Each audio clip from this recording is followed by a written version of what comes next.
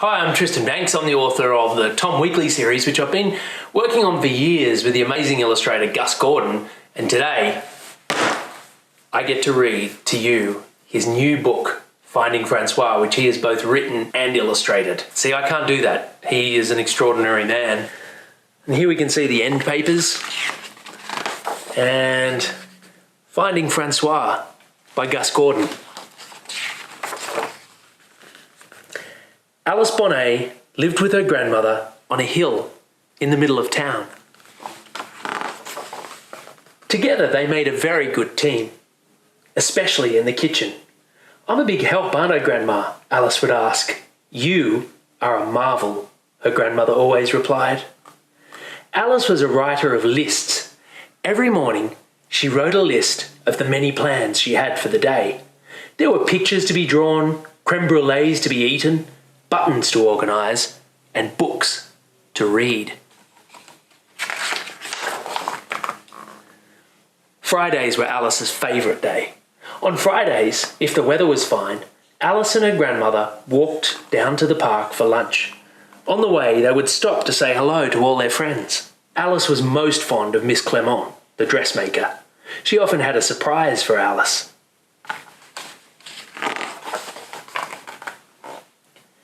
There were some days, however, when Alice wished she had someone her own size to talk to, a sister or even a brother, especially on stormy nights when she was trying hard to be brave, or when her grandmother was elsewhere.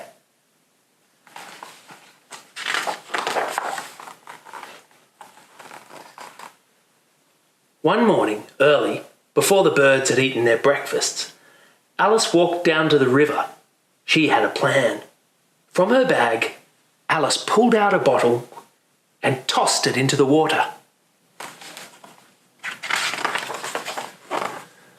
The bottle quickly floated out of sight, all the way down to the river and out into the ocean.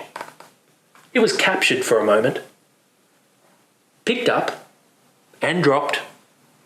Then it drifted ever onward until it arrived in a different place, a long way from where it had begun.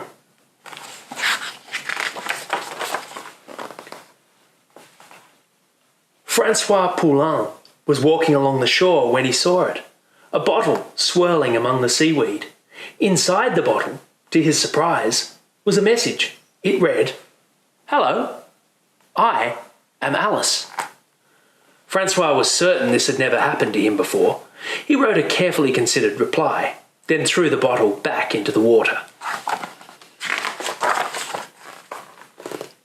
It zigzagged out to sea on the ocean currents. A fisherman caught the bottle and threw it back. It sat for a time inside the belly of a whale, but soon emerged. Pop! Then it drifted ever onward until it arrived a long way from where it had begun. Alice had been waiting for a whole week when she spotted a familiar-looking bottle one afternoon. She was thrilled to see that there was a message inside. It read, "Hello, Alice. I am Francois. Where are you?" What a good question, thought Alice. I shall explain everything. Excitedly, Alice gathered all her thoughts together. I am...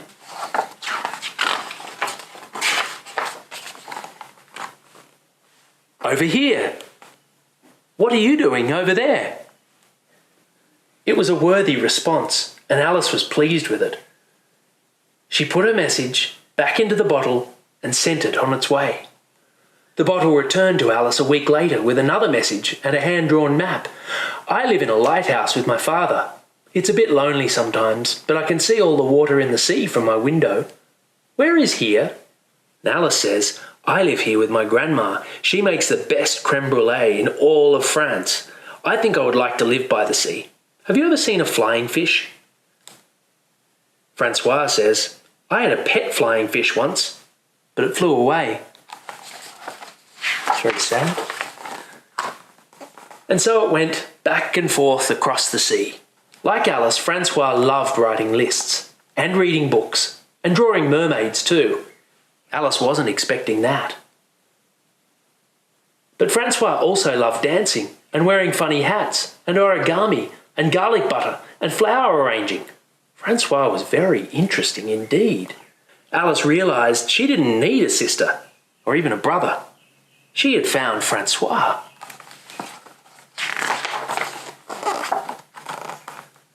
Then one day, Alice's grandmother was gone.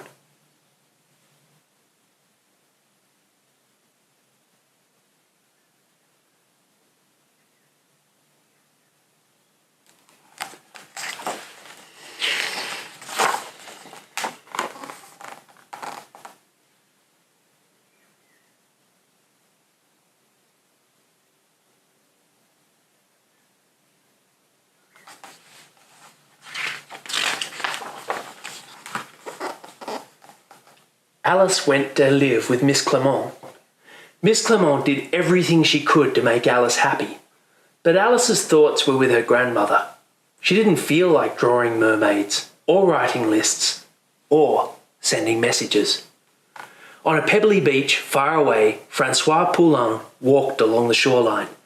All sorts of things made their way to the island, but the bottle he shared with Alice was never one of them.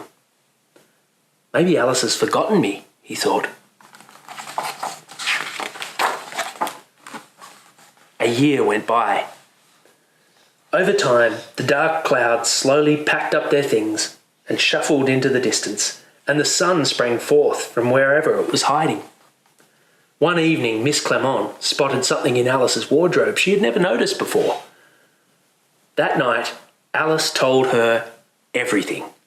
About her plan, about the bottle, and the lighthouse, and flying fish, and the sea, but mostly about finding Francois.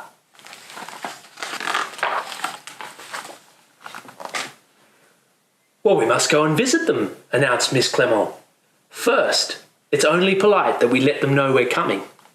Francois was collecting shells one afternoon when he saw a bottle swirling among the seaweed.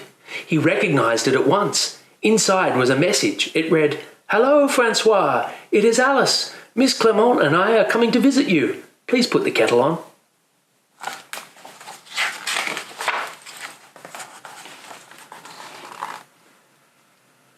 Alice and Miss Clement arrived in time for afternoon tea. Everyone was very excited. Francois's father baked lemon muffins. Alice had no idea that lighthouse keepers were so good at baking muffins. Miss Clement told stories that made everyone laugh. That night, a wild storm battered the lighthouse. But Alice wasn't afraid. Well, maybe just a little bit.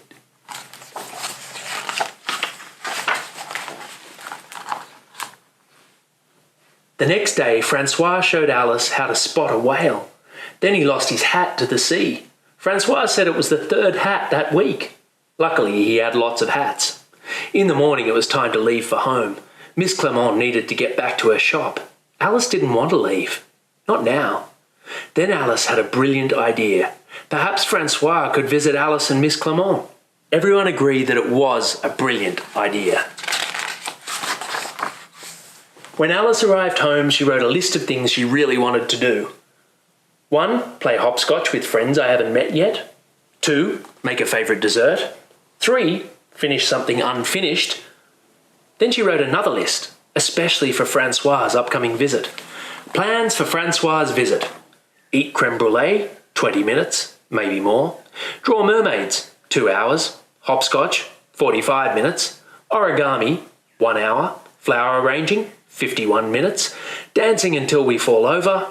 Wear funny hats, all afternoon. May change if our tummies are hurting from laughing. And she always had a message to send him. You are a marvel, Francois. And so it went, back and forth across the ocean. Good night, Alice. Good night, Francois.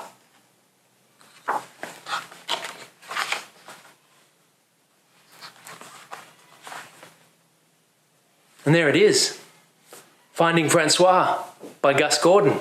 I hope you enjoyed the reading and I hope you get yourself a copy.